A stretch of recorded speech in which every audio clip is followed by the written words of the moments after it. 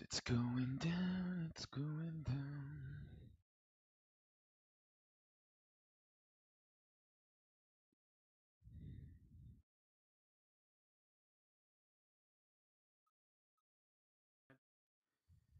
The market is always here. And so if you miss today, just come back tomorrow. There's more, man. Do I want to put on a Tim, talk me out of it. Talk me out of it. I'm watching these things. What are you talking? You're not talking about putting on a spread, are you? Zero DTE. I thought we were giving those a rest for a little while. And maybe, eh? This is weird. This weird movement. Let's look at it.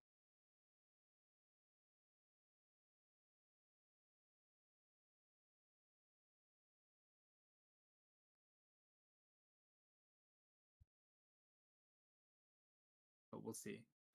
I agree, Hodler. I do agree. Although don't say these things to me. Going against his bias, Hodler.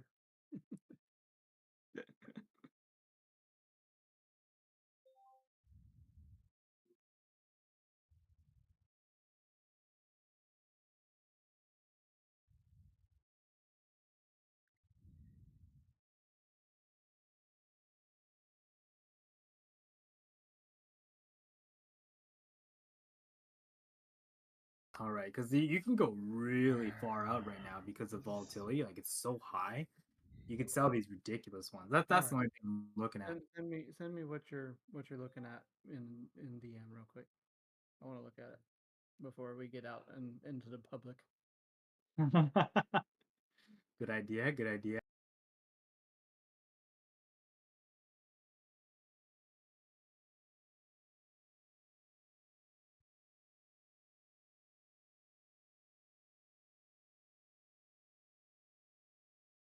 Where is your DM?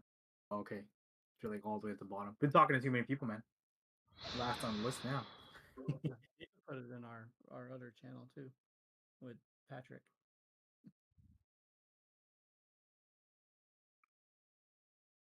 Jesus. Let's see.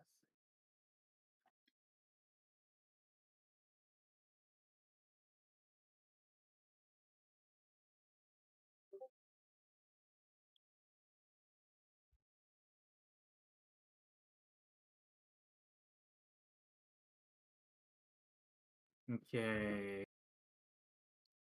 So I mean, I'm gonna say it out there. I didn't enter the trade yet, but selling the 5505 and buying the 5490. That's that's like two deviations. Is it? Let me check. Actually, is it? Um, yeah, it is. Actually, not quite. Not Not quite. You could get tested there if it wanted to, I think, based on my calculation. But I know you do yours slightly different than mine for that, for Yeah, SPX. it's just that it's like it's well below gamma low too. 5525 being the lowest. Like this is some What crazy. are you getting for credit, though, that you're looking at?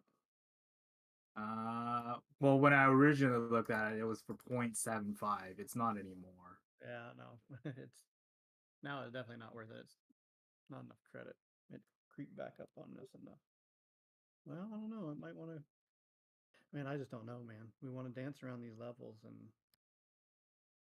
Yeah, it almost seems not worth it. no, Forget it. yeah, Set my just not. hands.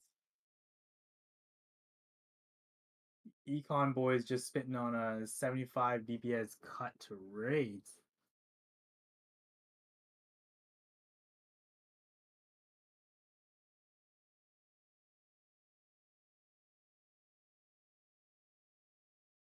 Okay, so there's your 5560 again.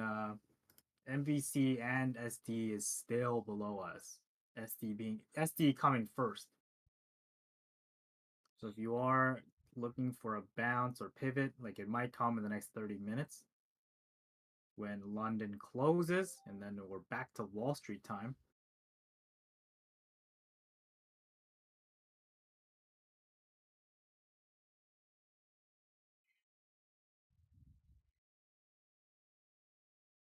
not bad, not bad today so far. You know, light trades. We're already 2 for 2. I'm happy with that.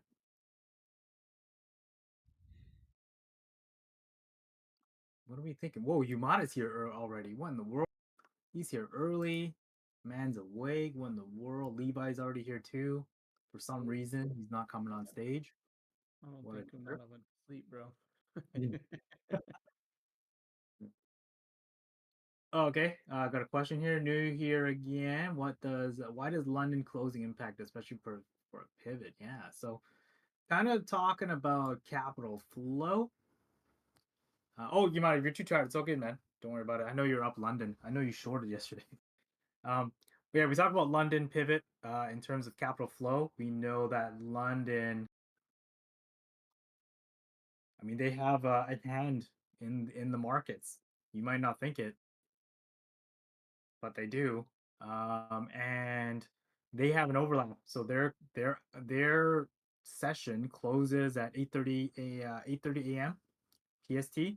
So it's about a 2 hour overlap into the New York session. And a lot of times, what you'll actually find if you backtrack this around 7:30, which is London's power hour, to 8:30 a.m. The first 2 hours, the first hour, and then the first 2 hours, you'll actually find a lot of pivots in the market. You know about those like V-shaped recoveries, like just mark like when they happen. You'll see that it kind of lines up with that capital flow with London closing or London about to close. So we pay a very close attention to that, and you can actually even check it too on in terms of volume. You'll see that as soon as London closes, some volume actually tapers off. But at the same time, it's also a short week, so I don't really know. Thanks for the burrito spam.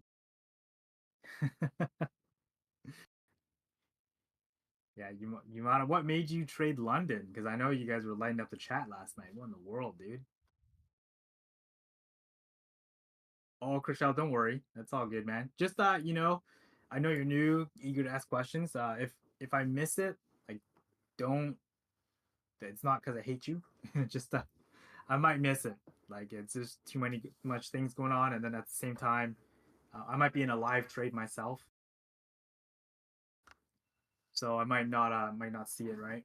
So just letting you know. Don't be disheartened if I miss it. Oh, my water. Be right back. Oh my goodness, this kettle's been boiling.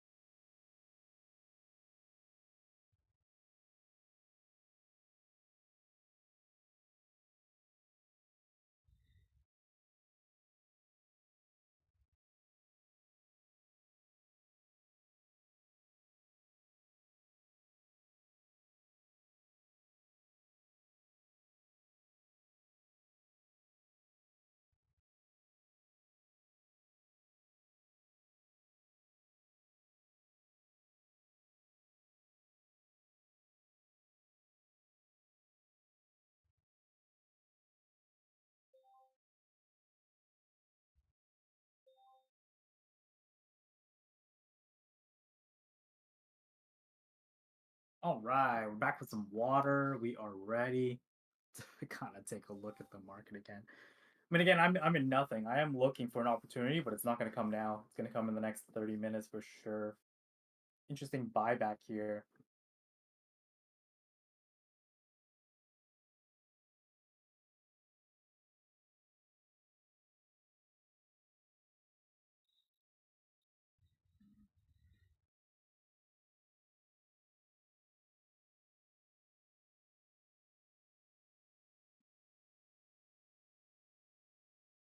Interesting. Still see calls just flowing in way more than puts. Yeah, the net Vanna's exploded to top side 5,600.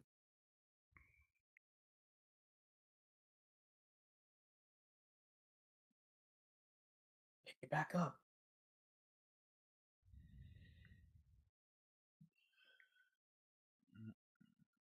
D for D, I'm guessing That's he's what we're driving. thinking. Doing like this.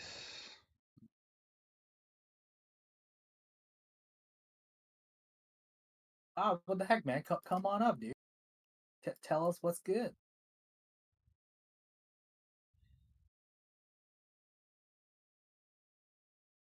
What is up, my friend? Not a whole lot. I was just listening to a couple people who think they know where the market's going and listening to what they have to say. Listening to some interesting stuff. Oh shoot. So wasn't me, right? Because I don't know what's going on. No, no, no. I mean, I was listening to you as well at the same time, but I was mostly bond guys, right? Bond traders. Right now, I think, with next week coming, I think the bond traders they've got interesting news, right? They're definitely going to affect the market. So Well, can it affect it to come back to all-time highs, please? maybe. I wouldn't be betting on that just this second, right? It's probably not a today bet. Definitely not a today bet, man. This is something else. Ooh, Atlanta Fed GDP now moved again. So earlier we were looking at this at 8 a.m. It's now 8:30. They did this last time too. They pushed it another 30 minutes, and last time they pushed it, it was not a good push. They pushed it to tell us something terrible. So, hmm. Take a quick look at the heat map. You can see Nvidia is eating dirt. Most of the tech sector here eating dirt. This is hurting. No one mentioned FSLR right now because I already know. I know it's hurting. Yeah, energy's getting kind of punched. Like in general, it's not even the fake company that's getting hurt right now. It's just anything in energy.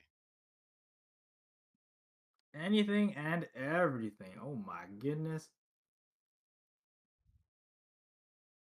Yeah, right now we have natural gas up 1/4%, bonds up like 1.38 bit, and everything else is down. I mean, it's uh, it's an interesting flight. Some agricultural stuff is doing okay, and then obviously healthcare. I'm sure someone's going to say healthcare. Greed is going up. Now that's interesting. 68 now. We're almost in extreme greed territory. What in the world? Let's take a look here. Oh, are you looking at the sentiment indicators? Yeah, it's always interesting to see like why it differs so much. Yeah, those are pretty silly at times.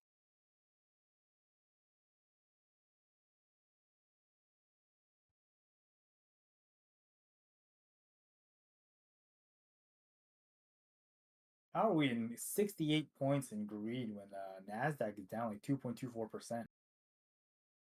How about the VIX taking a 17.5% jump today to a total of 18.2? Yeah, it looks like if we get to that 2025 area again, I think someone's gonna start selling calls again on the VIX. I remember last time we had the big jump when we got that a 55 call covered call order. There was no other leg; it was just sold calls on VIX. I was like, wow, that guy made mad money. Yeah, I mean that works okay until you get an extreme event and it just pours over and you watch the VIX skyrocket to 100, right? Then it's not so cute. But until then, Sure. Yeah, I mean, there's a lot of guys who said that when they were investing in XIV, right? Until then, until then, until then. Hey, what happened to all my money? oh man, so we're getting a little bit of a pivot here, a little bit. Yeah, tech definitely caught a bid, right? I mean, there's a tech trade that kind of bounced there. Interesting where it's happening though, like that dispersion trade is playing out heavy and has been for weeks. It's kind of interesting. Hmm.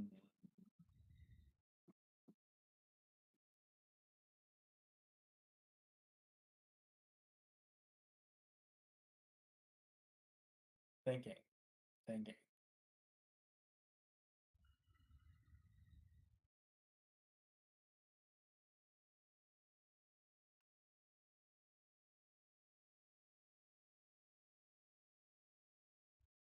Do we think the market buys it back up here with gamma low? I mean, this is technically in a bearish gamma zone. There's still so much negativity here, but that shoot up on Dana at 5600. I don't know if you guys saw that happen in real time, but that shoot up in real time, that was a crazy shot back up. So I'm now interested in potentially if we get a some sort of a pullback here, maybe this is good enough for a pivot. We got what 21 minutes left until London officially closes.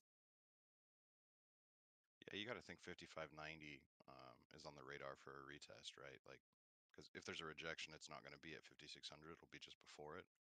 And there's some pretty good levels around 5590 on SPX that make you think that it might be worth paying attention to.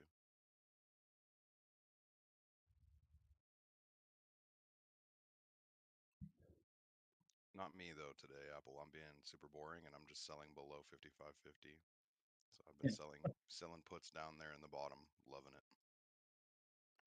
Oh, I saw that at some point the 5505s were lighting up, and I was like, wow, that's real low. You could sell some crazy puts there.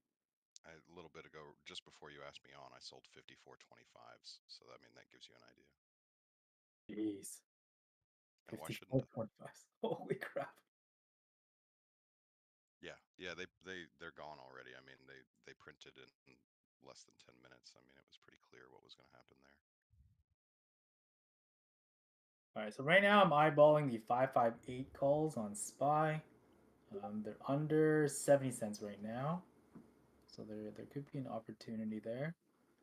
Yeah, I think you're right in the window of time. Look at the VIX. The VIX is starting to contract. We're getting some of that. See if we get a half-life on the move today.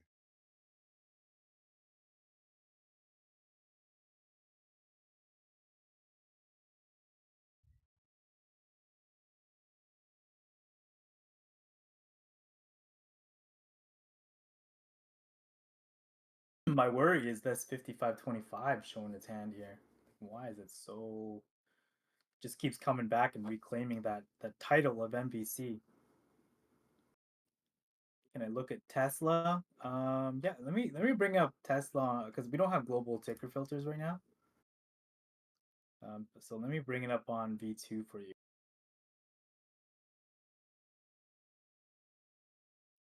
You have 55.25 as the MVC when there's a 5600 with over twice its exposure sitting there? I'm confused. Yeah, it's interesting here. So 5600. I know you're looking at not this one, right? The net difference. Yeah, I'm not looking at net. No, that's right. Yeah, I was looking over at the net, and with the net, it is showing 55.25. Okay, and I'm assuming it's showing as a bearish gamma as a put exposure. Yeah, Okay. I'll flip it through like to show like to see the differences. But as of right now, we've already gone past 5600 by quite a margin.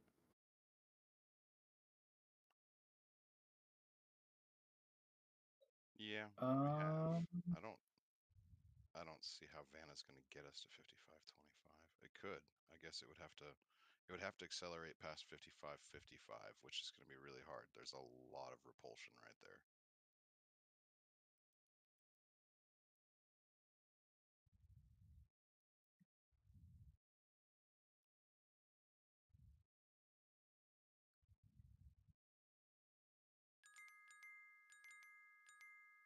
oh dear,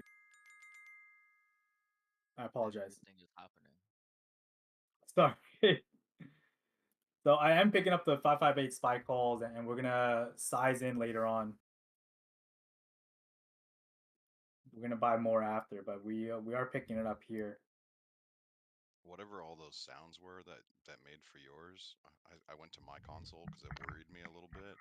We caught a bid there somewhere, so I mean, you got some orders that just lit up that are probably important.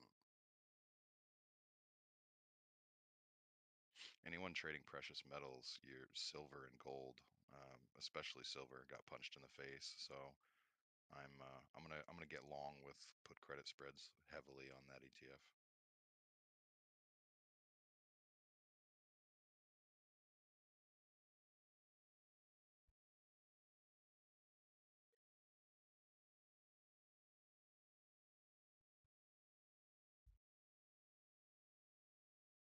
This is your Tesla, so take a quick picture for you.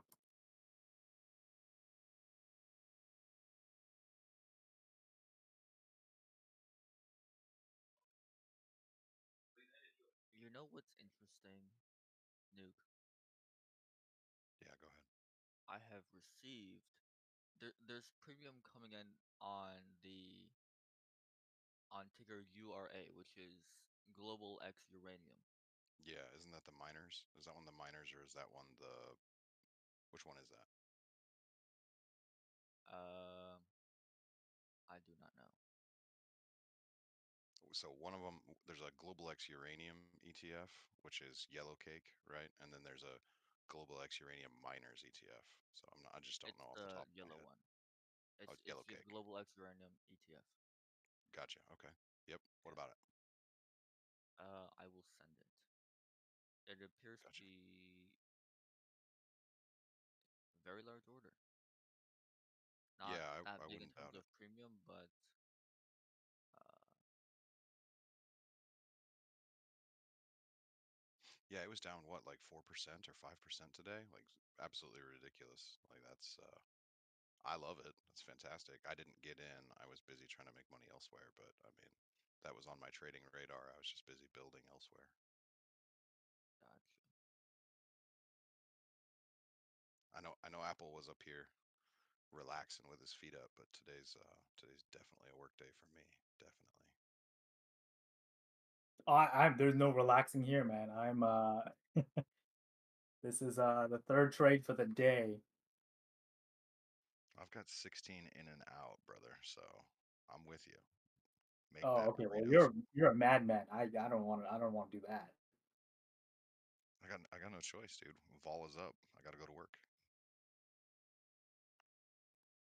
So the cons are at 72. This is not that bad. I mean, you know what? This is good. I'll say that. DVD making me some money.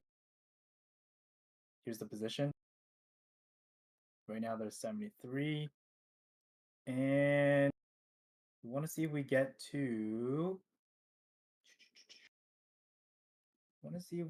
to let's say 55.90 maybe. And then maybe pick up some more. Hey, Tim, nice work, dude. Yes, sir. Daily target hit too, so I Hell is yeah. probably done, except for maybe I'll play a paper trade later, but I don't know. Don't think I will. Taking what I get and running. Nothing wrong with that. Nothing wrong with that. Start of the week. I want to see everyone green on the start of the week, man. I don't want to see us in. I don't want to see any one of us be in that damage control mode that we've all seen me in. First of all, it sucks.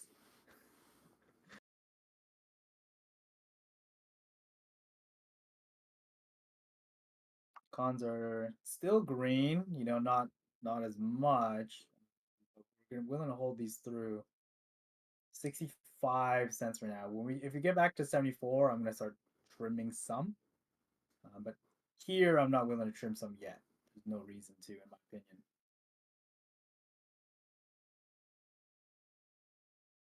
This is a D for D trade. This is not my setup here.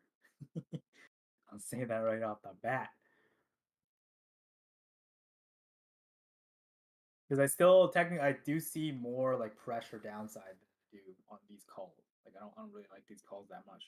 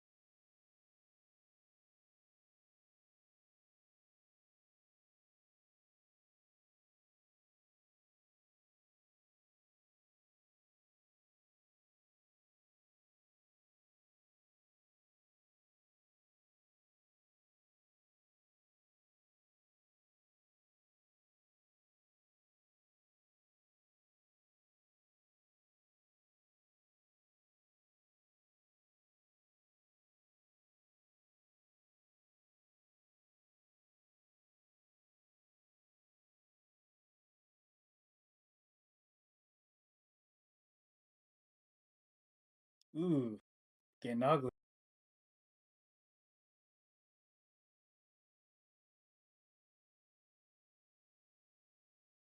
Looks like it kind of wants to head down just a little further.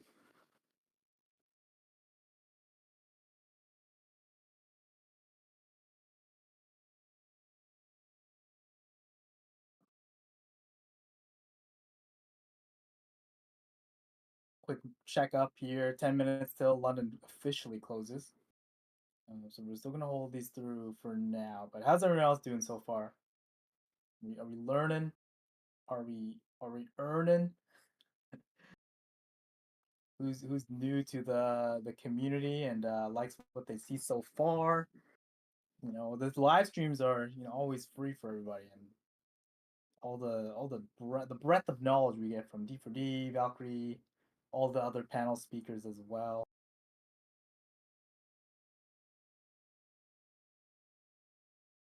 Sitting here, break even on these spy calls, hurting a little bit. Looking for that push up, but if we don't get it, it is what it is. We're not gonna give back all our profits today.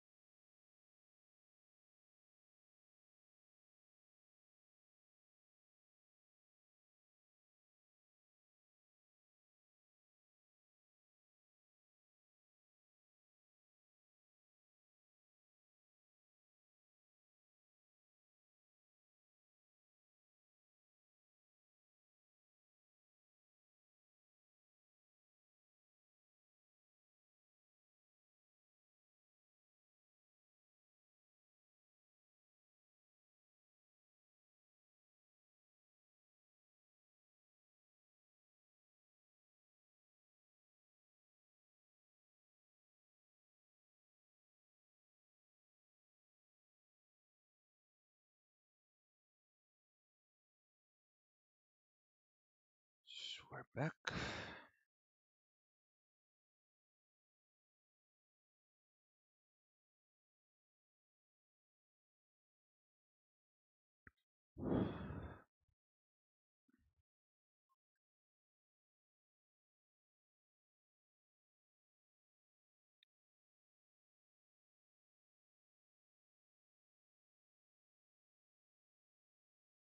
Still holding this through.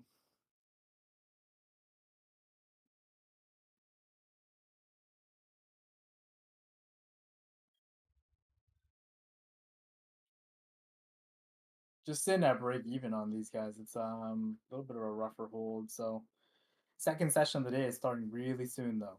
Really soon. And I'm gonna have to make a decision whether I want to hold these bad boys or change it up. Not looking good. Not looking good for the longs. I'm like 2 pennies up right now.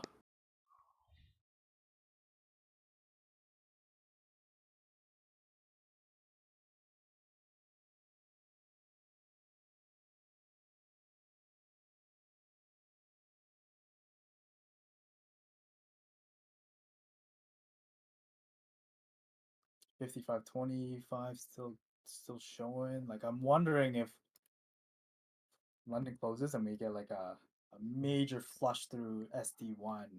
It seems reasonable with just the way the whole market's going right now. Take a look at the VIX. Like, yeah, it's settling, but settling that much? Not really. Qs are down 2%. Hmm. Yeah, I feel like VIX has that 20 in it today, Xmas holiday. I agree with you there. That's kind of why I'm not really liking these calls. And usually, if I don't like a trade, I usually just cut it. Like I'm okay to do that. So like Why are you still holding it? Because I also see the inverse of it. Like it, I also see the possibility here of climbing up. But you know what? In the next 7 minutes, I'll make a decision.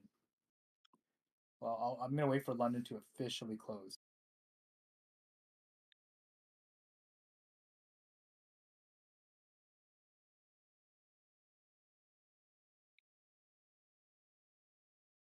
Holidays, right?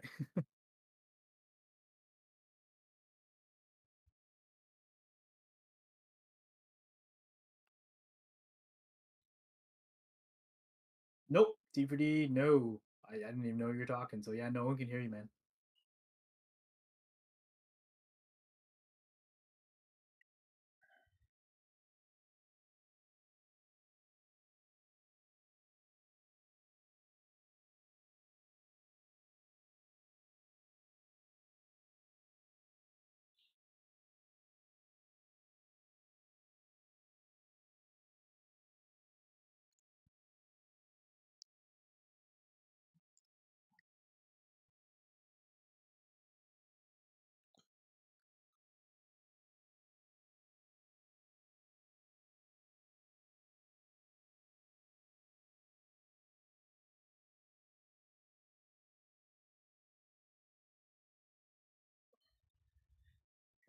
Nope. Still can't hear you, senor.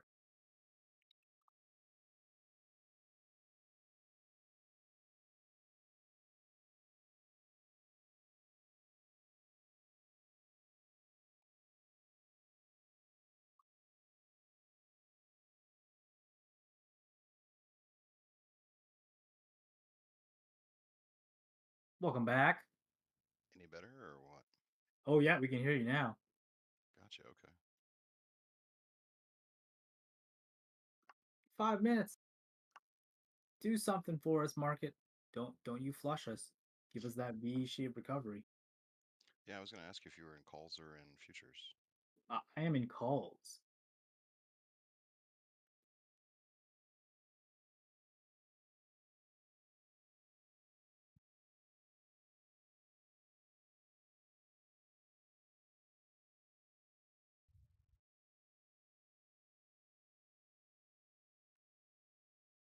Did I lag? Is it me? Something happened? No, Huh? I heard you, What? I heard you just fine. You're good. Oh, okay. I'm trying to get into applied materials right here. Ooh, cons are at 68.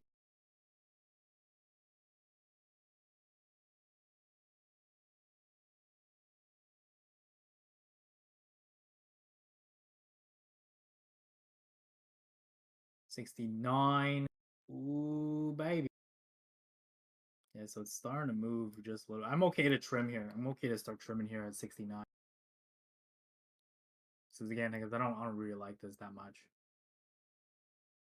Sorry, D for D. No, you're good, brother. Yeah, I gotta stick to my own feelings here a little bit. If I don't like it, I gotta deleverage. I didn't actually get to see what your trade was, my friend, so I don't. I know that I got blamed for it, but I don't know what it was. You're me now in this equation. I'll be Carmen. It's all your fault. Sounds good, I brother. I was in SPY calls, 558 calls for 60 cents. They dipped to around 51 cents. Now they're just hovering 68. So around 69. It just touched a little bit. I deleveraged. I sold a larger majority there because I just didn't feel it. If I don't feel it, I gotta trust myself. Like I gotta feel a 5 out of 5 or at least a 4 out of 5 to take on the trade. Well, I mean, while you're blaming me, I guess I'll turn around and blame you. I'm selling put credit spreads on ticker symbol known as Apple. Turns out it's a pretty well-known company. We're all right. We do okay. Finance Duke, no, I never really sell call credit spreads on VXX. I don't even trade VXX.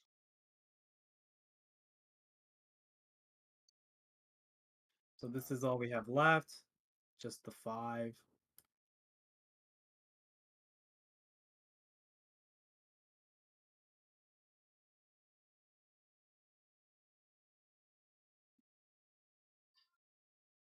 feel like I'm getting away with murder selling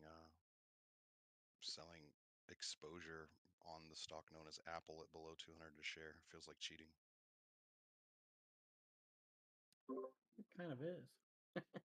It is, but if implied volatility wants to spike and make it lucrative for me, I'm gonna do it.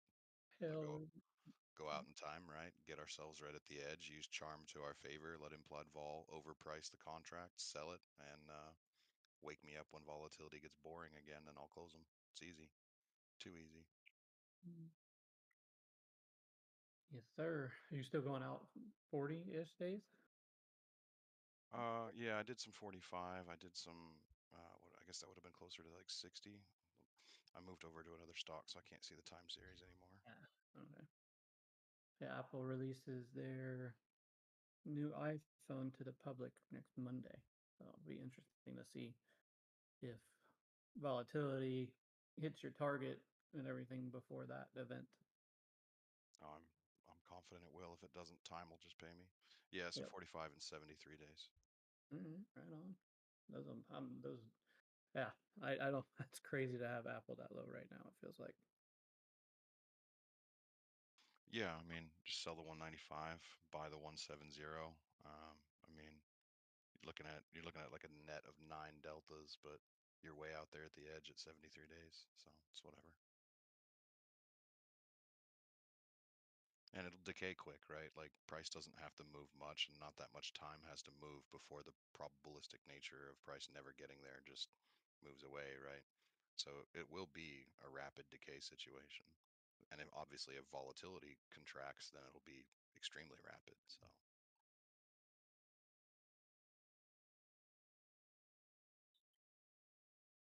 70 cents on these cons right now. Oh, D for D making me money. Won the world.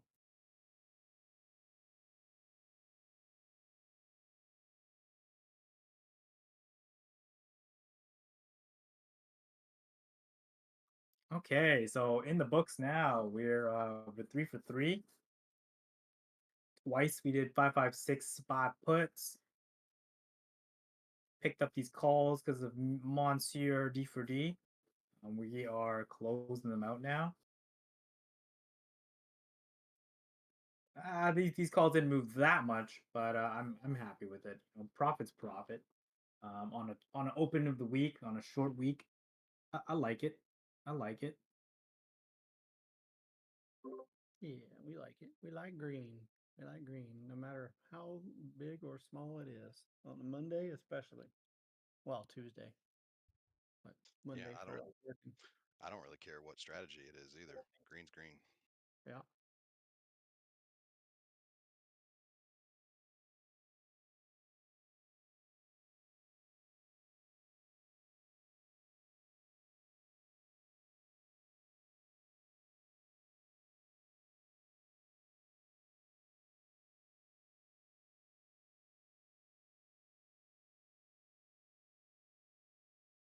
I got away with selling some more puts on Palantir. You'd be proud of me there, Apple. Yeah. I bottom ticked it. It was great. I feel slightly rude to be selling them all the way out into January and December, but the pricing was ridiculous.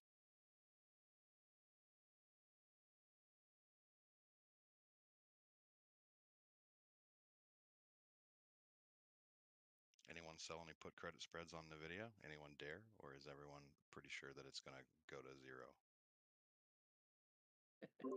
Go to zero. Oh, man.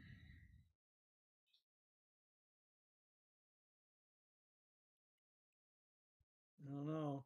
Nvidia seems cheap right now.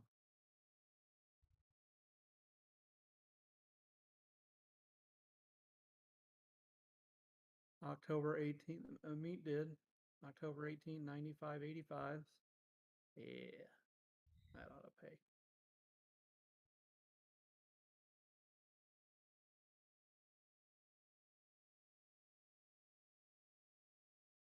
Dan's gonna wait until we hit 100.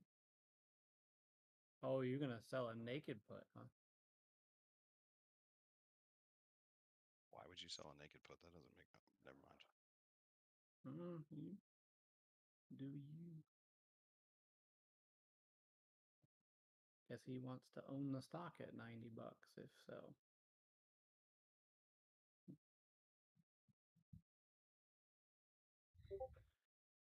Tried not to say anything. My push to talk there, it betrayed me. I should have talked it to a dead mic. All right, let's see here. Quick market update. Let me see what's running through the news real quick. London is now closed, and yeah. So today we actually got some pretty good trader help hotline questions. Really good ones. I'm gonna run through them after getting some news out the way. Give me 1 second. Let me bring up the news. Everybody's favorite. Watching Barons. See what the market's talking about.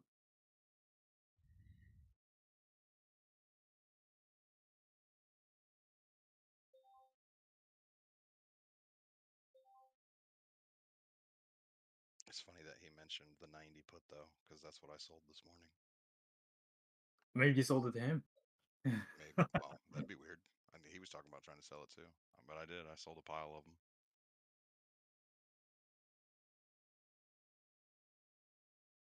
I thought that strike sounded familiar. I had to go look, and yep, that's what it was.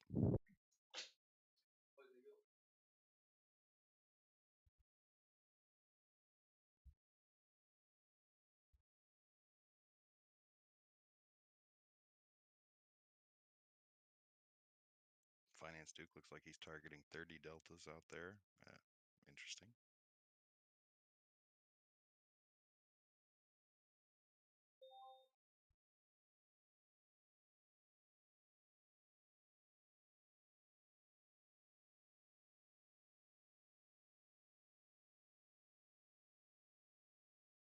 Uh-oh, Apple. All the trades that were red are starting to flip green. Uh-oh.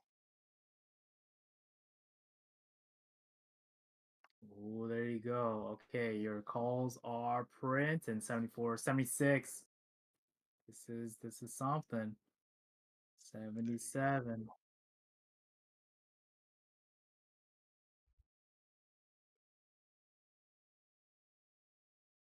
Ooh, that's some new Barons stock picks. VIX is starting to crush. See if we can't half-life the move today. That would be incredibly good, and I have a feeling we will. Dude, cons are at 77, 75. Oh my god. Okay, D4D. What kind of burrito do you want me to buy today? I will eat it in your honor. Yeah, you got to get some egg and some cheese in there. That's the Yep. big need those two. It's got to be a breakfast burrito, brother.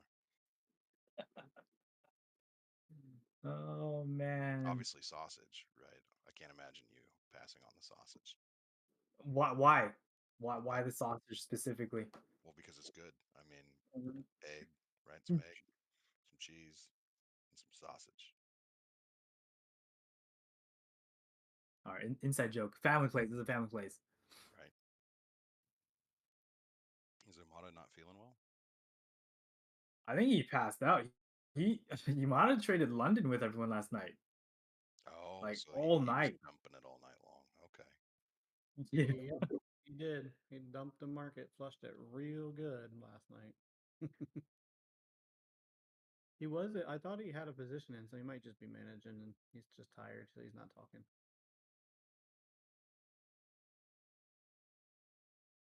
Sorry, just loading up some news here so we can run through. I got some pretty good ones. Some stock picks from Barron's, and then an article regarding Nvidia.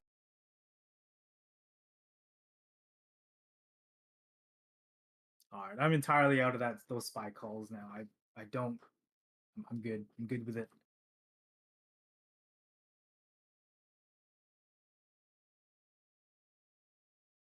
So Nvidia's stock hurt by high class problems, but these banks still say it's a buy. So Nvidia's gross margins could fall due to a rapid product cadence, but demand remains robust. Obviously, we know Nvidia is what? most valuable company right now. Definitely beat out our good friend Apple. But I mean, I think it's still a buy for sure. I mean, I don't see any reason to sell this off yet. I know there's some doomers out there though. Who here thinks Nvidia is not a good stock to buy right now? What do you guys think? Who's raising their hand on this one? Who is against Nvidia in the audience there? What do you guys think? T for D, Tim, what do you think? I'm not betting against Nvidia. Yeah. No, thank you. Yeah, Yeah. no, I would definitely say that that stock's going to be accretive for a decade. So that's my opinion. I'll be probably selling mostly puts on it. I will acquire some more of its stock slowly over time. Um, as I as I sell volatility on the name, I'll turn it into long deltas. That's the way that I work. I'm a positional trader, so. But yeah, I mean, if you don't think that name's going to dominate over the next 10 years, I think you need to sit down and rethink your stock picking strategy because they have the biggest moat that I've ever seen in a hardware stock ever. Mm-hmm. And guys, I really do not give two craps if Jensen sold shares. Really don't. He's got tons of them, and it was all planned selling. I he just happened to hit it good. Like that's okay. Like good for him. Let him take his money. Like he earned it. 100%. Yeah, yeah. Let him take his money. Let him sign ladies' bras. You know, I can't do that as a married man, but he can. Um, I mean, you so can. Just might not keep your hands. yeah.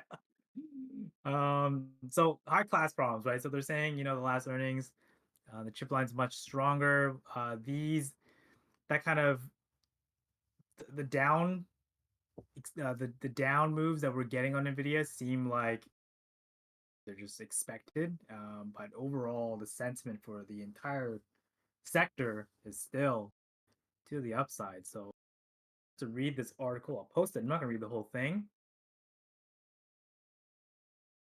But that's the article that's talking about it. Um,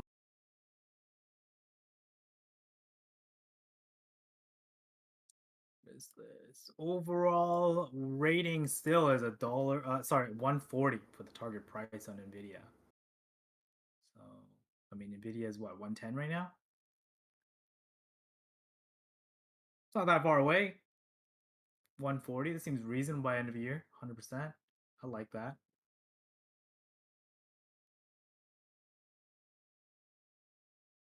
This was actually not as much as a. It's not a more an article. It's more so a video. So I'm not gonna play that for everybody. But um, two stock picks from Barron. Vertiv Holdings LLC. VR ticker symbol VRT. Ooh, I was just looking at that one earlier. I was reading that article. That one interests me. Oh yeah. So this cool stock is more than just an AI play. It's time to buy. So AI trade has given and it has taken away. That has created a buying opportunity for the stock Vertiv Holdings. Vertiv isn't an Went obvious back AI play. down. It makes critical infrastructure products that cool and power data centers. And these days, that's a big business. When the company reported second quarter earnings, July 24, investors got a sense of just how big. Sales grew by 13%. Oh wow, and the earnings jumped nearly 50%. Oh my goodness. Why is that off my radar? Both numbers easily topped analyst forecasts, but instead of rising, Vertiv stock dropped 14%. They're saying it's a victim of timing. Earnings from Alphabet, Amazon, and Microsoft raised concerns that companies have been spending too much on AI, which means not just chips, but also infrastructure, cooling systems, data centers, which is Vertiv's bread and butter. But Vertiv is the largest company in the sector doing this stuff, so that's what they're saying. If you still believe in the AI trade, you gotta bet on the AI trades, the things that power the AI trade, which is this company. If it's supplying all the cooling for these data centers. Interesting article. Not bad. Currently, this ticker is trading at $80, and the upside potential for it is based on Barron's is 110. That's not bad.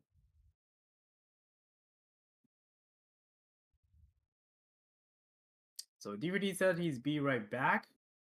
As soon as he comes back, what we got like 15 minutes. We could just run through the trader help hotline question. Let's see. Is it some of the ones you showed me yesterday? Yeah, we'll run through a couple of them. I think they'll be really cool, especially with this audience today that we got. A nice big audience today, 156 people. Yeah, I don't know why y'all are here, but I hope it's doing you good. Kidding. Wow. Okay, 55.25 actually is back on the radar, man. I'm kind of scared here. That's really far, dude. Scared of what? You're not in a position, are you? Well, no, I'm not, but I am biased for this all-time high, dude. I'm making these I gotta delete a bunch of stuff on Twitter then. I'm kidding.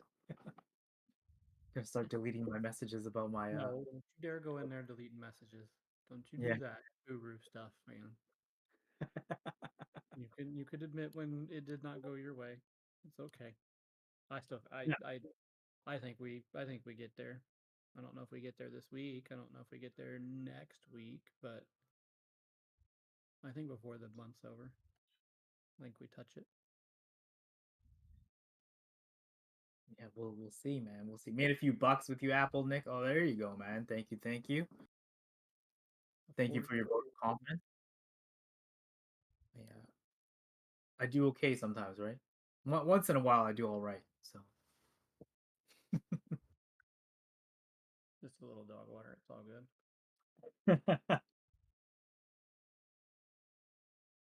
Are we gonna get a New York City lunch pump? Is that gonna be where we go?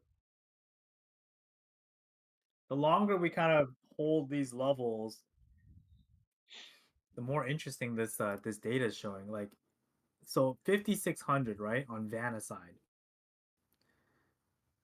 This just grew out of nowhere. So I'm wondering why that is. Because if it's showing that, it might lead us to, show us that this is the eventual spot that it wants to get to. But the thing is, we know in terms of Gamma and Vanna, um, Vanna depletes in terms of magnetism, whereas Gamma starts to grow. And if Gamma continues to show this 55.25, I'm more inclined to come down. 55.25. Yeah, it's well below ST1. So ST1 being 55.51, we never reached it. We got real close, like $7. What level? 5600, Master Chief. Want to look at the cues? Sure, I can take a peek at the cues for you. Master Chief, let me know if you need me to help you set up, man. I can walk you through like setting up your quant data platform.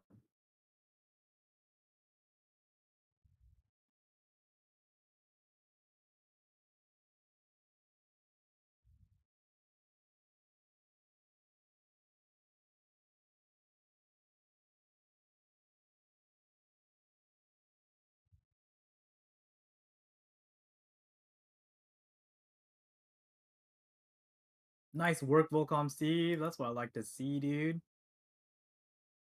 Apple, did you say you had 5551 as one SD? Yeah. What do you have? Nowhere near that. Actually, what's the IB that you took? I got 24, 42. 24.46.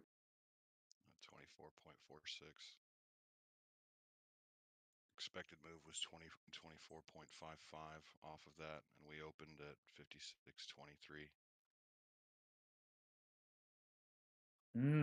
I have where you're talking about is much closer to 2 standard deviations than 1 for me, anyway. Oh, I always like how it's so different. You're using closing price, right? No. Opening price as well? Yep. Opening price. price and implied volatility. I also just opened up just to see where it's at on a rolling time frame. So even on a 30-minute time frame, I'm seeing that same thing. Oh, I'm definitely gonna have to connect with you to redo this math a little bit. Oh no, Master Chief, you're no bother at all. I thought maybe you wanted me to set things up for you one time. I'm happy to do it.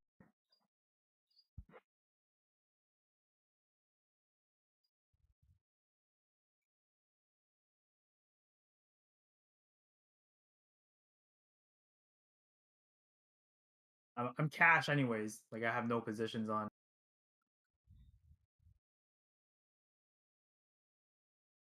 Oh no, now the floodgates are opened. Everyone's asking for some time. Let's do it on Wednesday. Let's do a Wednesday Q&A. Let's do a quick run through V3 again. We can do some setup. I know you guys like my screen, and unfortunately I can't share that as a template yet. We will be able to soon. The team is working hard on that. But yeah, it'll come soon. But for now, I can definitely help you do that. Let's see. So, D4D, how you doing? Doing okay? Yep, doing good. Doing good. You wanna answer some trader help hotline questions? Yeah, go ahead. Throw a couple out. Oh, there you go. Are you here? You're not here, are you? I think you passed out for sure.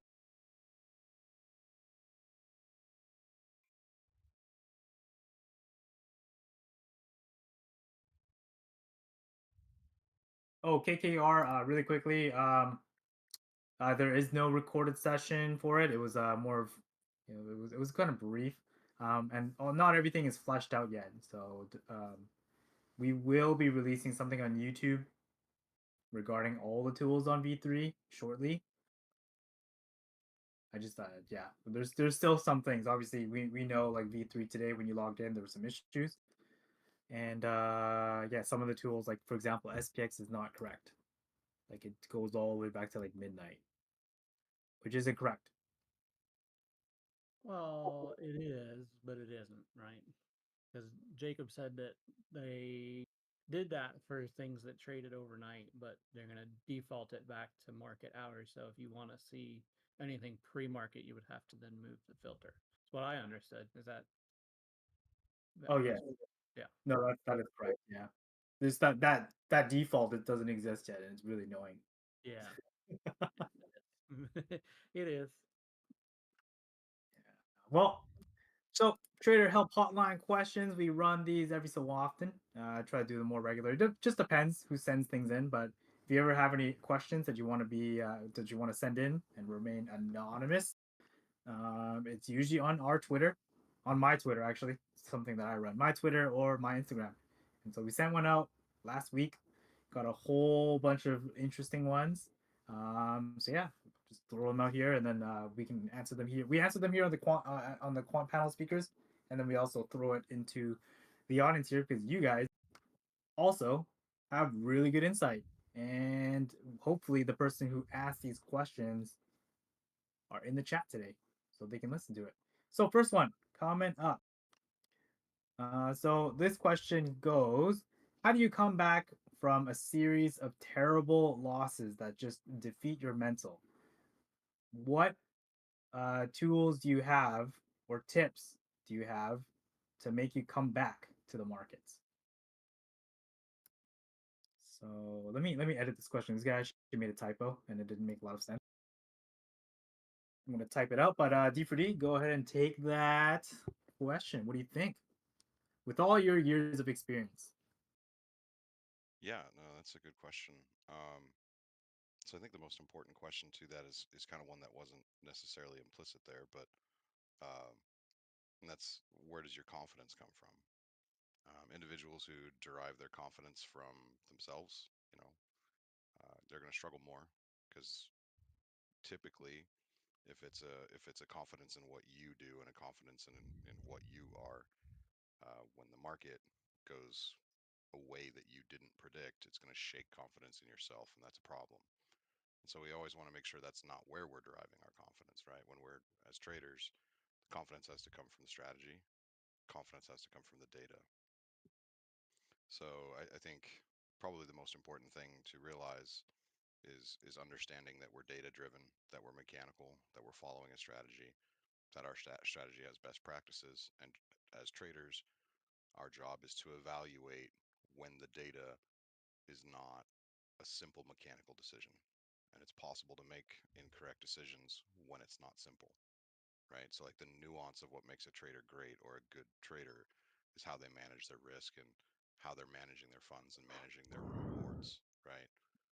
And are they following everything as mechanically as they can and then making some of those really tough intuition calls in the moment where data data can't support one direction or the other, right? Um, so yeah, so when you're coming back, when you're trying to come back, you should be able to look at the behavior that you've displayed, the decisions that you've made, the intuition that you used. And if it's not tracking along what I just said, if you don't have a mechanical system and you don't have a strategic overlay of the markets, then you probably should be shook a little bit. And it means you need to study harder and you need to go back to the fundamentals. If you find yourself losing faith in your ability, that is a very real problem. But generally, it can be fixed by just going back again and working your strategy and working until you have more confidence in what it is you're doing. Um, when I lose money, it's not often that I get mad at me. When I do lose money because of me, flat out, like either a fat finger something or I just didn't trade mechanically, that's a very fixable problem. We just don't do it anymore. We get in our notebook, we sim, we make 100 correct trades in the simulator. We make sure that even when we don't have all the data in front of us and we have to make a quick snap judgment, that that our judgments are very close to what the mechanical nature would be, and that we're pretty good about staying in line with the data from what we last saw, because sometimes you do have to react quickly. And even in those times, your intuition should be good enough. If it's not, train it more, simulate more, paper trade more. So that would be what I would say, is get back to the fundamentals and get back to trying to work a system correctly. And if you find yourself using the words I think, I want, I feel a lot, then you're probably not working hard enough on pushing your intuition to the edge of your mechanical system. And that would be what I would say, is quit trying to be so emotionally invested in your own greatness or ego, and try and be more of a professional who's trying to work a well-defined mechanical system. Oh, look at that. That was deep, bro. I love that. I love that answer. And then, I wanted you to be here to answer that because you are a veteran in the markets. You have all that years of experience, the industry experience as well. Um, yeah, I love it. I love that answer.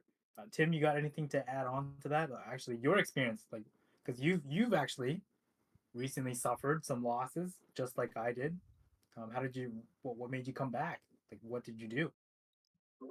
I mean, it's hard to top what wisdom just came out of D4D, but my personal experience really was, talking to my circle, my close circle, D4D, Apple, you guys are all in that circle. A lot of the people that we're up here on stage with, and then some other members in the community. So it's always good to have that resource to help ground you, and really taking a step back and understanding, where I was, and understanding that I needed to not make it worse, right? So I had to pull away. I had to stop. I had to rethink. I went back to paper, and then I went back and was very slow and methodical about getting myself back with a new goal last month, and being very strict on my daily loss limit and my daily profit target.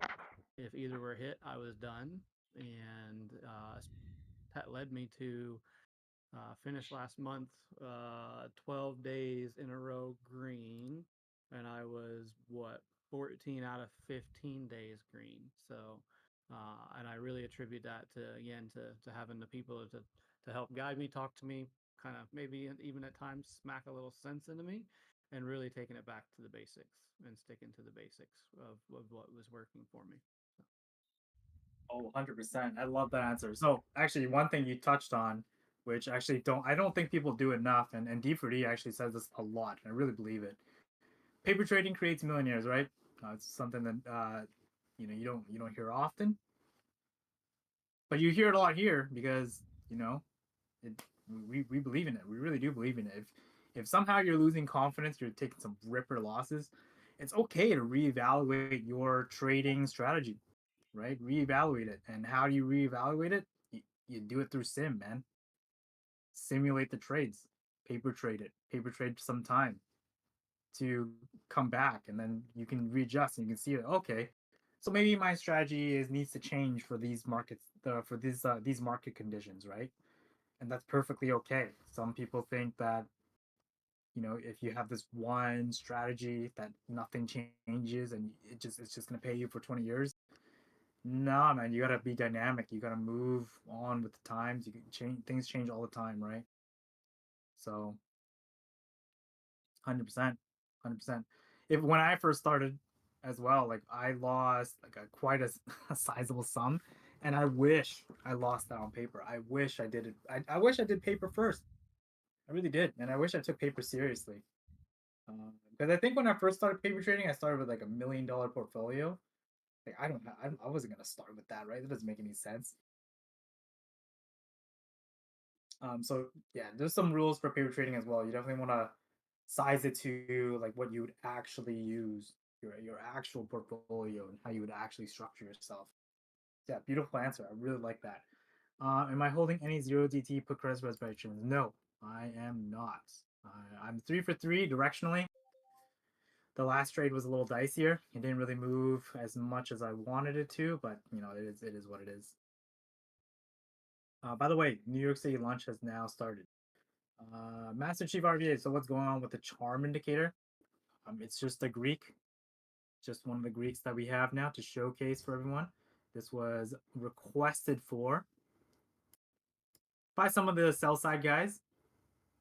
So now it's here. You can see the charm effect on, or the charm exposure on some of the contracts. Yeah. DVD, who would request something like that? What a jerk that guy is. Carly says, yeah, really good. It's like practicing for a sport or whatever. You're just going to get smacked if you run into the field and play for real for the first time. Not unless you're me, man. I don't know. I don't know if you guys know, but I am a professional at playing frisbee. No, I'm kidding. Um, let's see. Let's run through the. Yeah, beautiful answer. I really like that. The second one, because I think this one's pretty good too. This one is actually really good, and I think I know if Yumata was here, he'd have a really great answer for it. But he's tired. He's got that London in him. But I know D4D, you're gonna give this one a really good answer as well. So when do I know it's time to sell a position? Is it a price point, a percentage gain, or is it something else? I've had trouble recently where some of my winning positions were up 40 to 50%. And then I would stop out at break even or even just sometimes negative, where I wish I would have taken profit earlier. So I am going to post that in chat. D4D, did you hear that?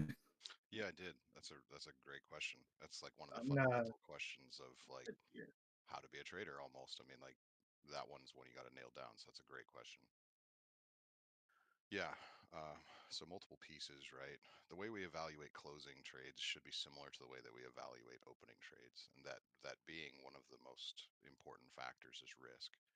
Something that we have to understand when we enter a trade is how much risk there is. What is the riskiness of entering that trade?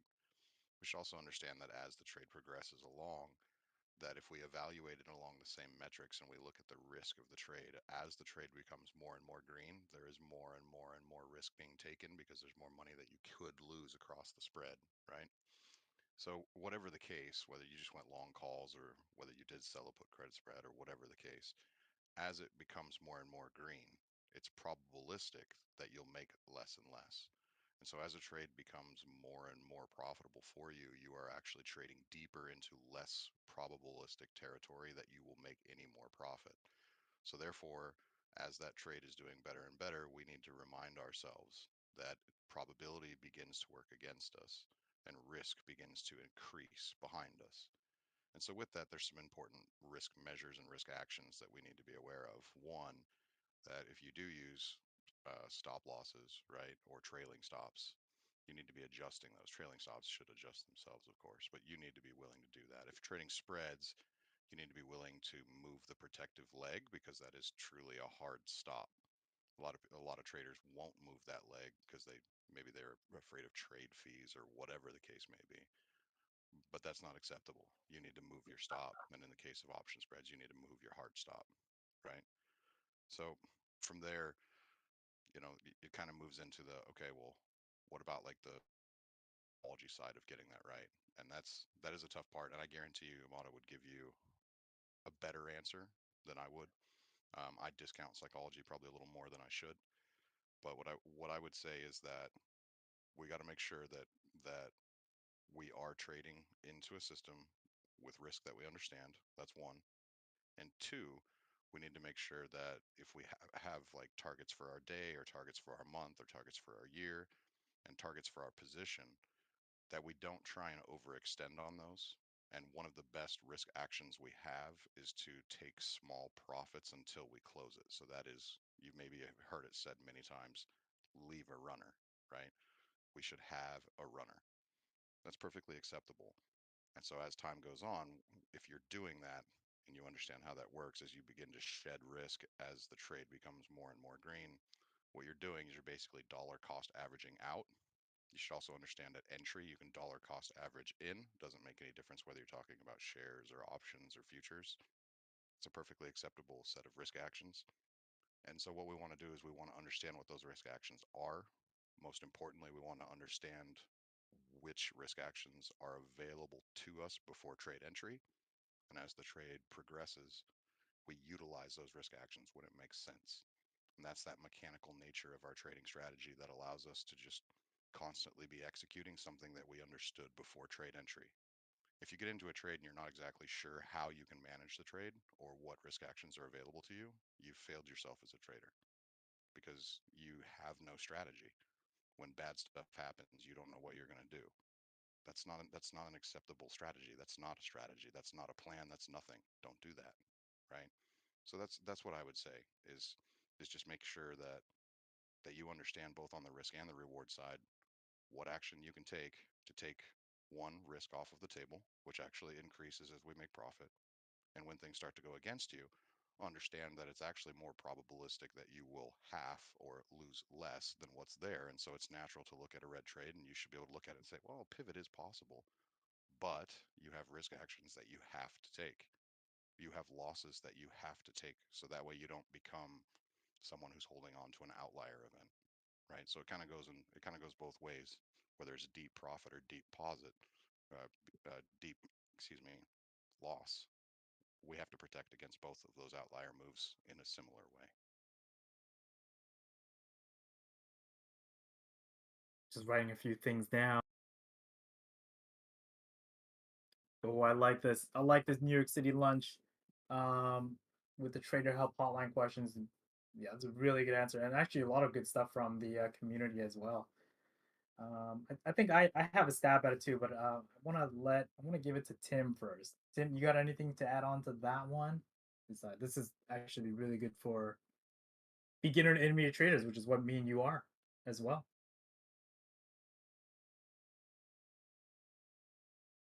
Damn it, you walked away, didn't you? No, I'm still here.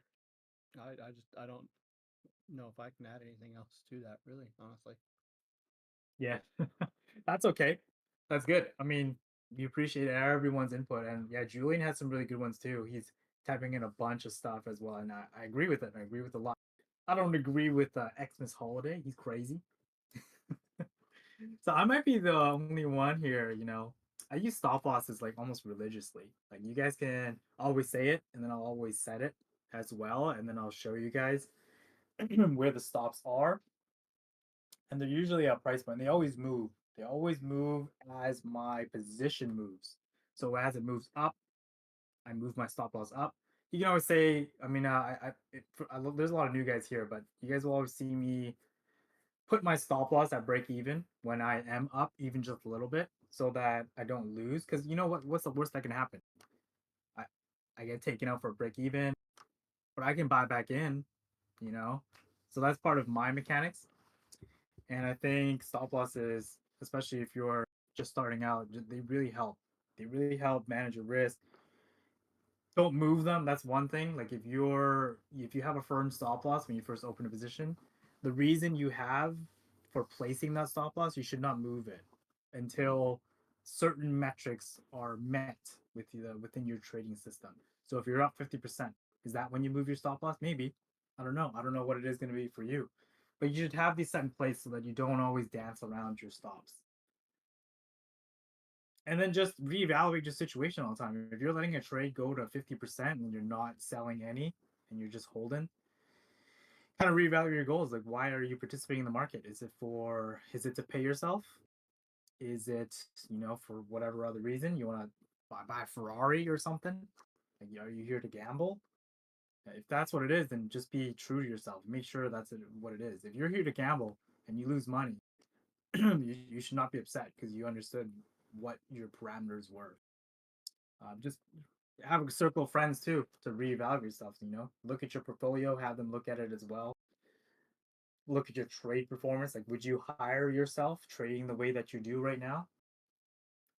I mean, I know D4D's gone through some rigorous testing as well. Obviously, from working in the industry, I didn't go through as rigorous of a test here in quant, but I mean, my performance did have to get evaluated so that I'm here. And so I think you should do the same thing for yourself. Like, if you look at your portfolio and your performance and your inability to take profit, would you hire yourself as your own money manager? And if not, you got to really take a step back and ask yourself why you're here. That's kind of my answer going through it. Um, yeah, there's let's see, what is it? 10 minutes into the market. Let's take a quick step back from those questions and see what's going on. So we still see 5,600 on Vanna side. And price is still grinding down. I still have that, 5551 on SPX as a major level, and then below that is 5525. Now I don't really know if I want to short it here, but yeah, I don't think I want to take another position as of right now. Let's see, maybe I'll open up the future side, but I think I'm gonna make some coffee. I'm gonna take a stroll around my house, get some steps in, move some blood, and then if there's time later, if the market's still kind of grinding away, we could answer a couple more. I have like I got a lot actually. I don't know if it was because of the anticipation of E3. I got a lot of questions here. I kind of have a question for you, Apple. But not to be answered now. I think maybe when you do your steps around your house, maybe you'll find like an eloquent, good Apple way to answer it, and only you can answer it because it's somewhat personal. But um, my question would be is, since before I met you, because I don't know, to now, so basically somewhere around that like 1 year mark, if you had to point to one thing that you've changed as a trader, and you believe, and a positive, I don't want to hear negatives, that positive thing that's changed, what would you think that biggest positive change is, and why was it difficult to make that change before now? Like, what is that change? Why did it happen now? Why did it take so long to make whatever that change is? Question that I think you got to walk around the apartment to answer that one, but that's my question for you. Okay, I have something already in mind, but yeah, let me make this coffee at the very least because I'm dying. I usually have coffee at like 8 a.m., so that's like an hour ago already, and so I'm requiring this caffeine for sure. Yeah, be right back. We'll take a little break. Feel free to do your own thing as well, D4D and Tim. But yeah, I know you're selling put credit spreads like a madman right now, so keep doing your thing. I'll be back shortly.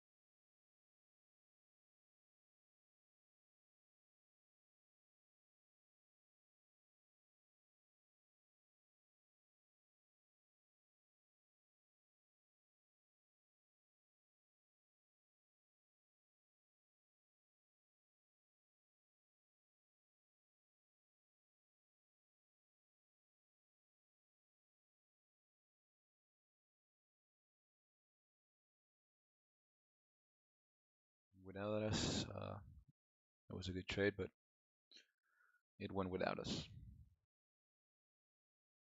Yeah, I don't know if anyone's taken a look in the chat, but KGB posted a really cool column that you can find in Tasty Trade Dough software called Probability of a Touch. I know I don't talk about that a whole lot, but this is a really big deal. And understanding the probability of a touch is worth looking at. If any of you have never seen it before, take a look. Notice the difference between that and delta. So that's right. The probability of expiring in the money versus probability of a touch is a very different thing. One thing only has to happen one time over the duration of the contract. The other thing has to happen at the end of the contract's duration.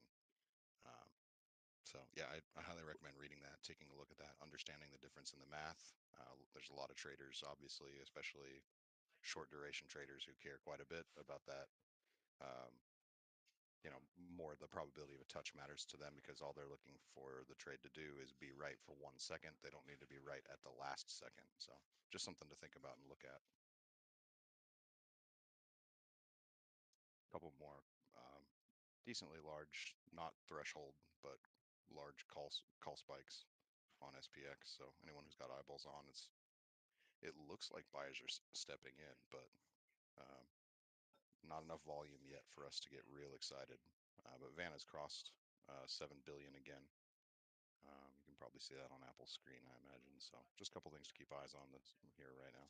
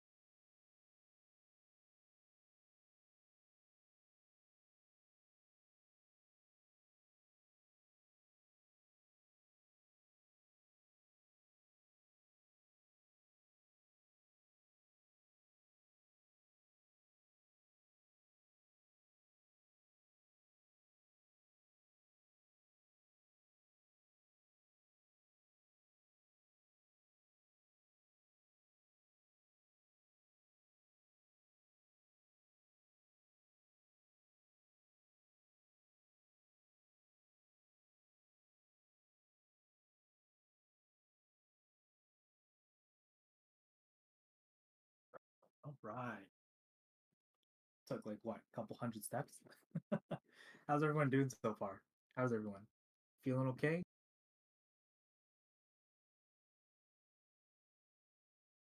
How is the audience so far? We green? We happy? We snappy?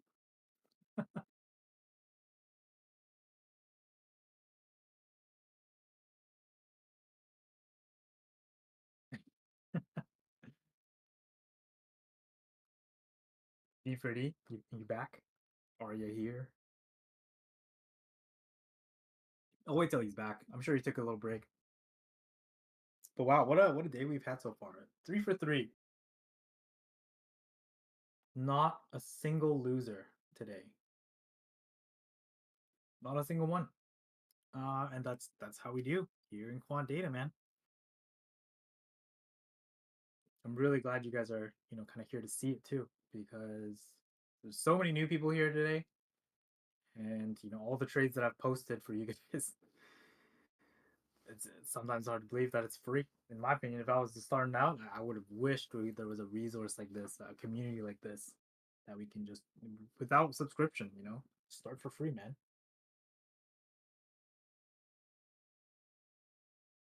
Give me 1 second here. My dentist is calling me.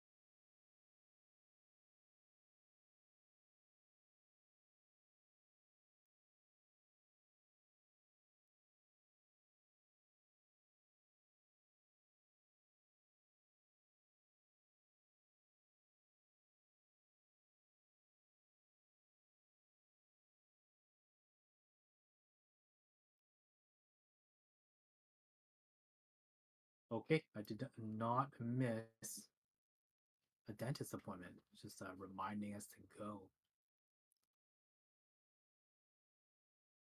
Cool. D for D, let me know when you're back.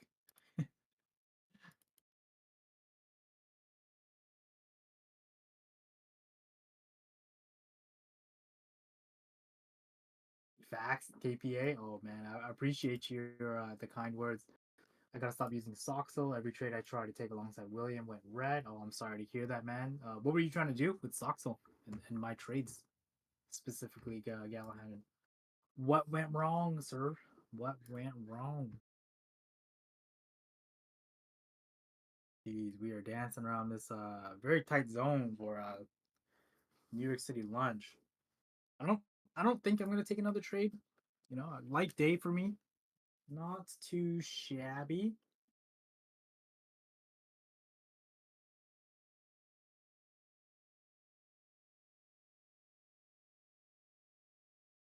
let's run a poll real quick. Who's green? Who's red? Who's upset that they didn't take any trades today? I might want to take another put trade actually. That's with a little bit of the profits. So it's gonna be super light, but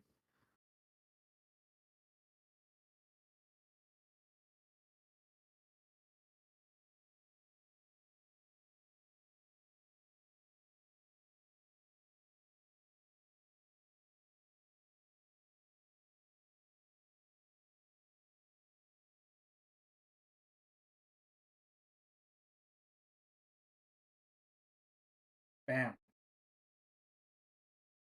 Posted this bad boy. What are we? Are we green? Are we red? How are we doing today? Green for you, holiday. There you go, man. I like to hear that.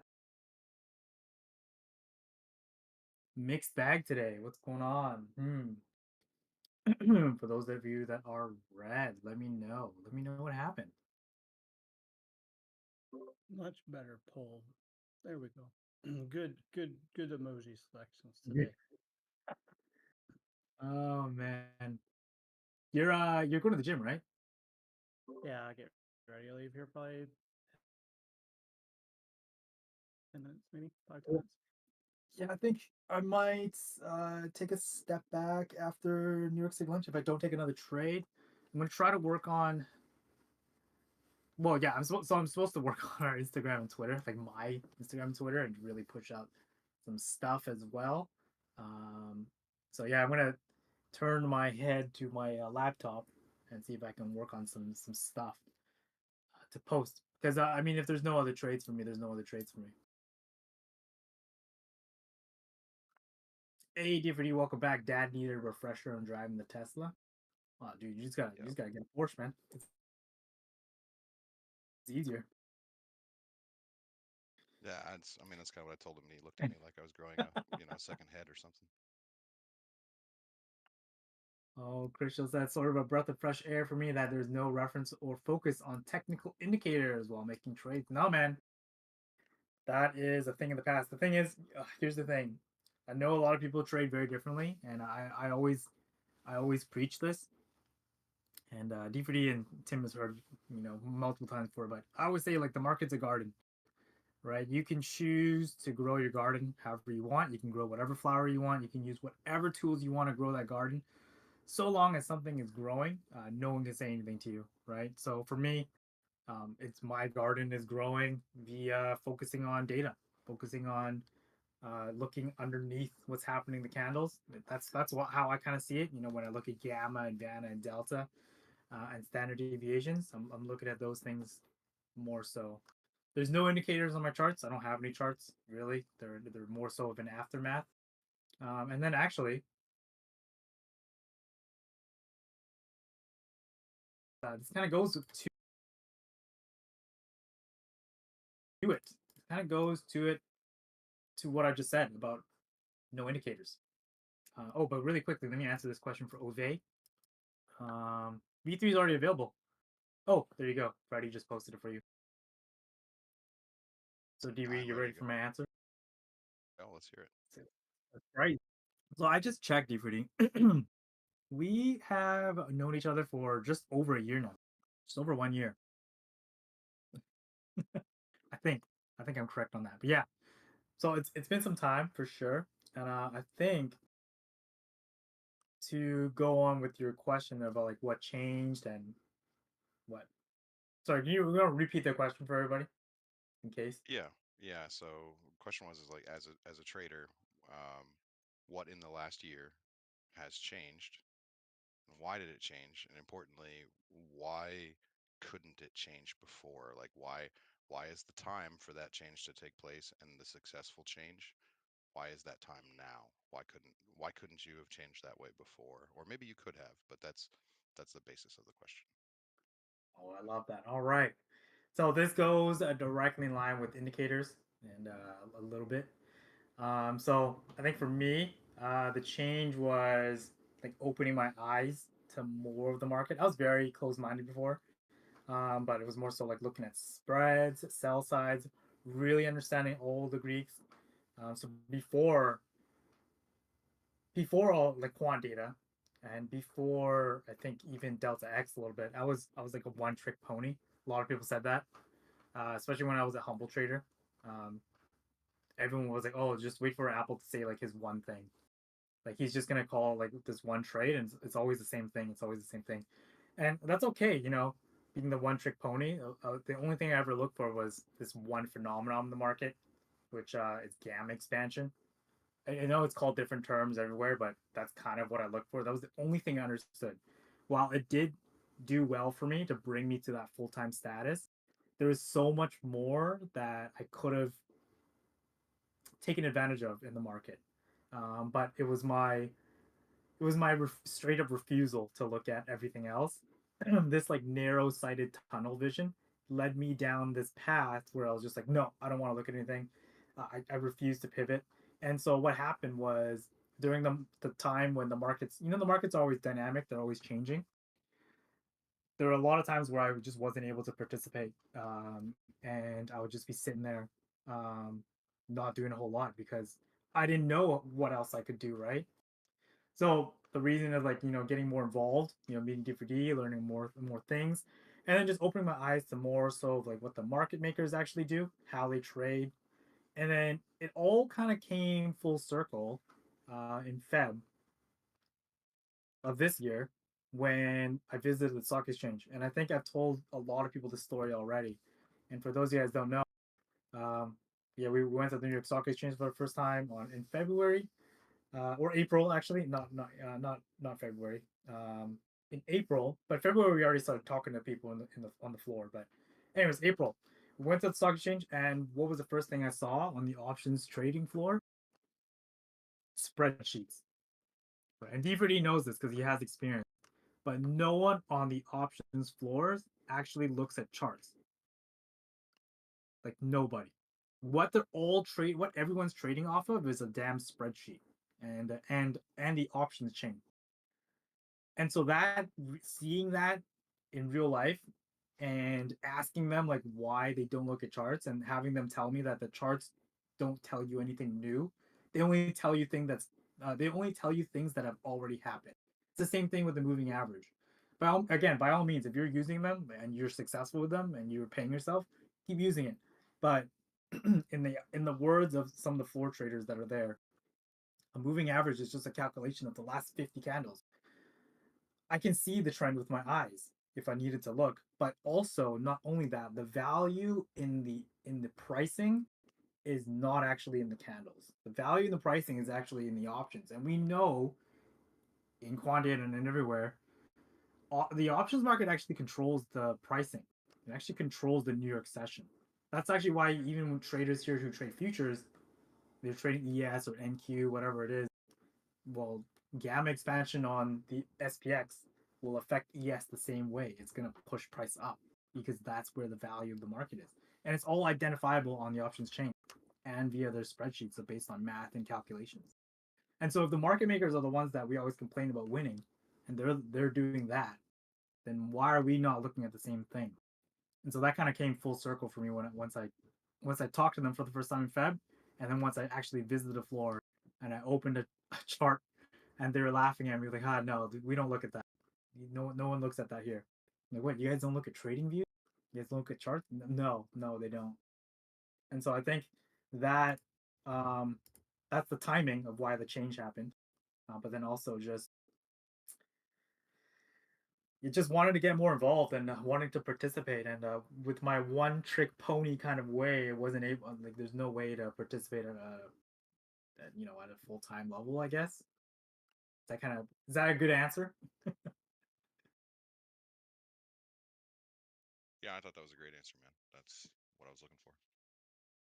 Yeah, and yeah, again, like if you ever want to ask questions about the floor and like what they actually use there, like I now that I've been there, and Levi's been there, like we've all been there in the quant data team, and we're gonna go back again. Like D4D knows too. Like he knows exactly what I'm talking about. No one uses charts. They use so, and I mean specifically the options trading floor. So like everyone who trades like shares and equities and does other things, like I'm sure there's other things there. they for sure look at charts. Like they look at things, but they don't use it to actively trade off of. They just see where price came from. On the option side, there's no charts. There's also one more thing actually I wanted to bring up. I might touch base on this, next time, but it's something that's ingrained in a lot of us. It's vocabulary. So DVD, I don't know if this gets you, but sometimes when I see it, I go, like I don't like that. But people say like, oh, what are the plays? What's the play today? Right? We yeah, actually that's we generally don't say that, especially in a professional setting. Like we don't play with our money. We don't play with clients' money. And I think it actually using that vocabulary puts you in a different mindset, in my opinion. I've also heard from other places. It's almost like the swear jar on the floor. There's actually, there's some words that we're not allowed to say there. I should think play is one of them. Like you have to put $1 in a jar.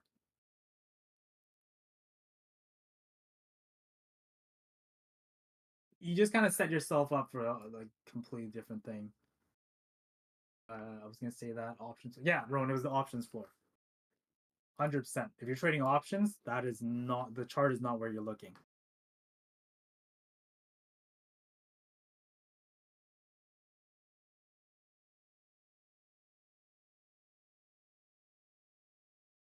The math is all the value in the market is for options is all based on the math.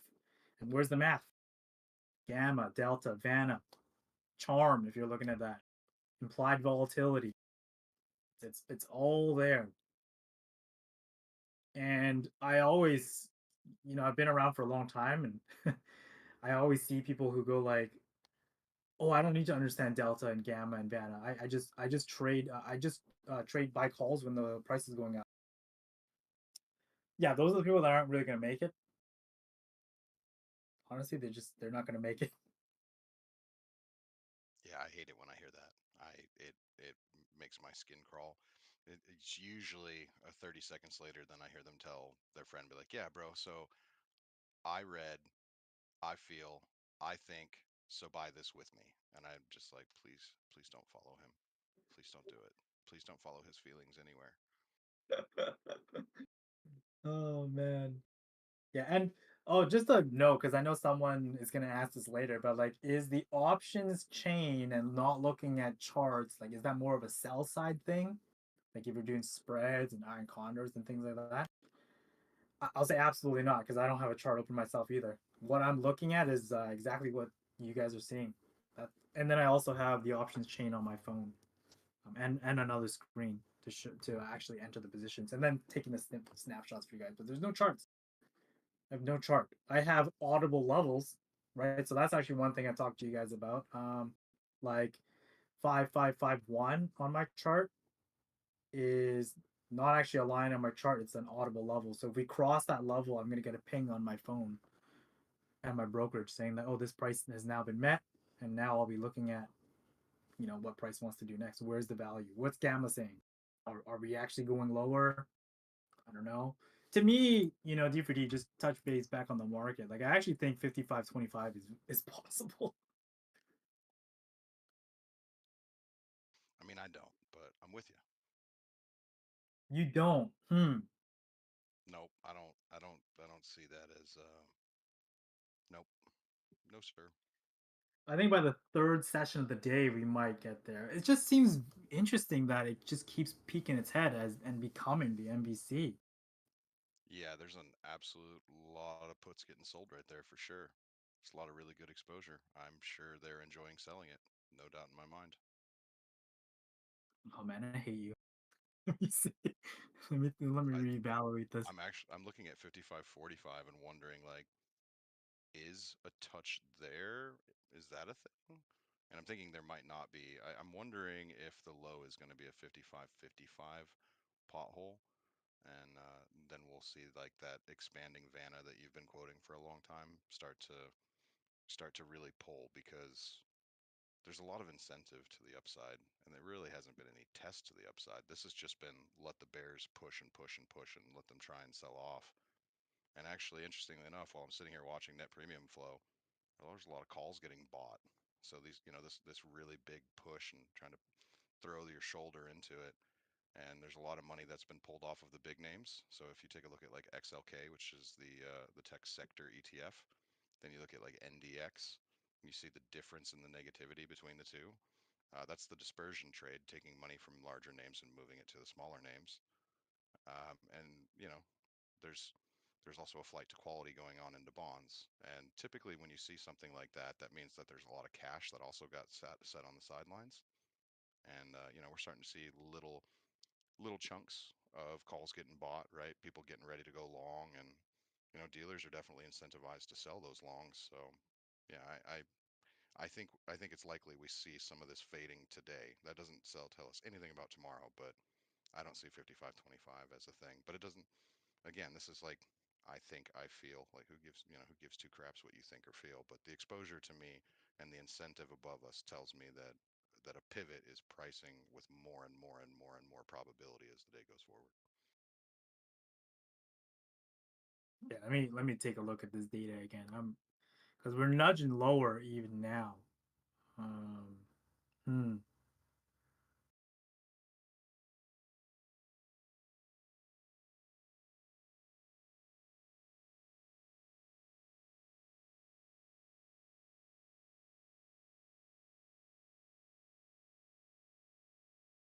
Better Call Saul says that 55.25 is possible if Russia drops the first nuke weapon on Kiev in the next hour. So at least we know the pathway. Uh, you know.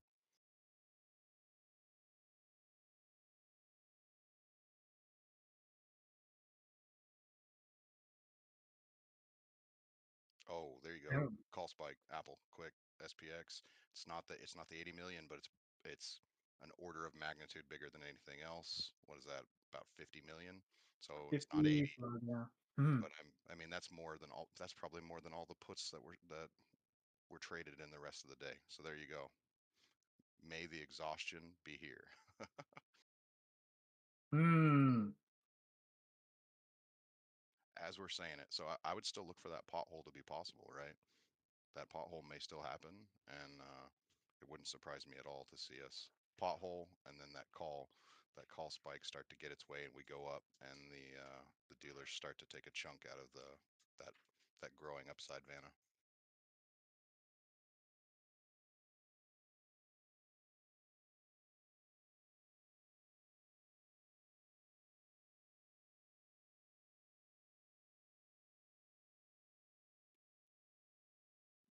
Yeah, still not a trade I want to take, to be honest.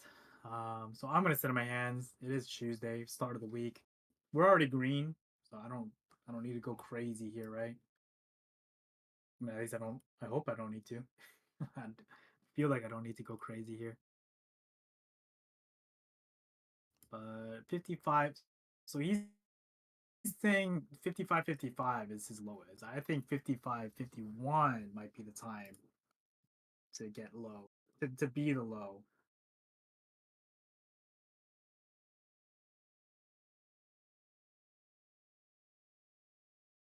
So yeah, we're gonna wait. I mean, I not wait. I don't think I'm gonna take another position. That's me saying.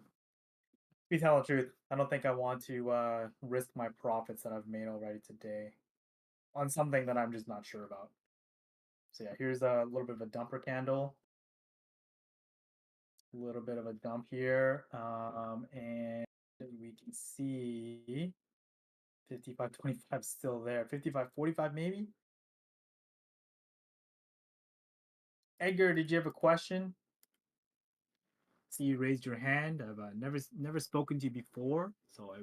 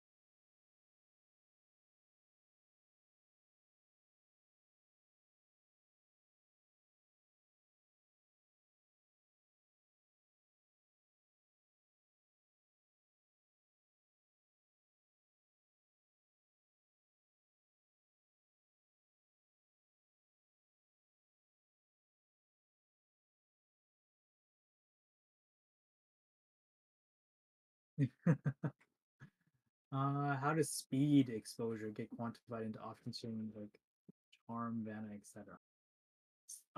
That's gonna be a D4D question.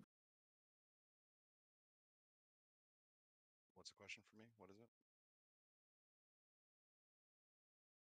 Valma and speed. Yeah. So they have a question there. So for me, I really only focus on gamma, Vanna, and delta. Those are the only three. But that's because, well, buy side. I think in terms of buy side, it's more useful.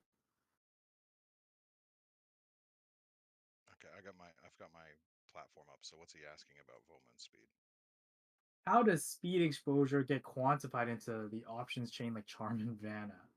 And then, yeah, do you guys use Valma and speed? No, so I don't.